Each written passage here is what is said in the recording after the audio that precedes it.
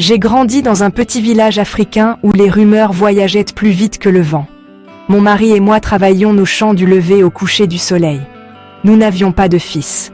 Les bébés de moins de 7 mois continuaient de mourir dans le village. Les gens nous regardaient comme si nous étions une malédiction. Certains nous traitaient même de sorciers. Nous portions cette honte comme des pierres sur nos dos. Une nuit, j'ai fait un rêve. Un ange de Dieu se tenait dans une lumière si douce que je pouvais la respirer. Il a dit « Offrez toute votre récolte. » Tout, ai-je demandé. Toute, a-t-il répondu. À l'aube, j'ai raconté à mon mari. Il a regardé le champ, puis moi. Nous n'avions pas grand-chose, mais nous avions une parole de Dieu. Alors, nous avons rassemblé chaque panier, chaque grain, chaque espoir, et nous sommes allés à l'église du village.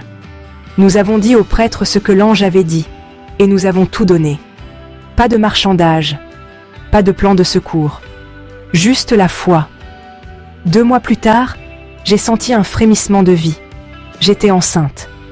Quand notre fille est née, elle a pleuré fort, comme le son d'une porte qui s'ouvre. Nous lui avons donné un nom qui était une promesse. Elle a grandi dans la crainte de Dieu et la foi de ses parents, aussi constante que le lever du soleil. Les années ont passé. 20 ans après cette offrande, Dieu a utilisé notre fille pour bénir le village. Elle a apporté l'eau potable à nos puits des livres, à notre école des médicaments, à notre clinique et la paix à nos cœurs. Les mêmes bouches qui nous accusaient remercient fait maintenant Dieu avec nous. Le même sol qui a vu nos larmes a vu notre récolte. Voici ce que j'ai appris. Certaines souffrances sont un chemin, pas un mur. Elles ne te tueront pas, elles te mèneront à la promesse de Dieu si tu continues à marcher. Le doute est bruyant, mais l'obéissance est plus forte. Donne ce que Dieu te demande, même quand cela semble être tout.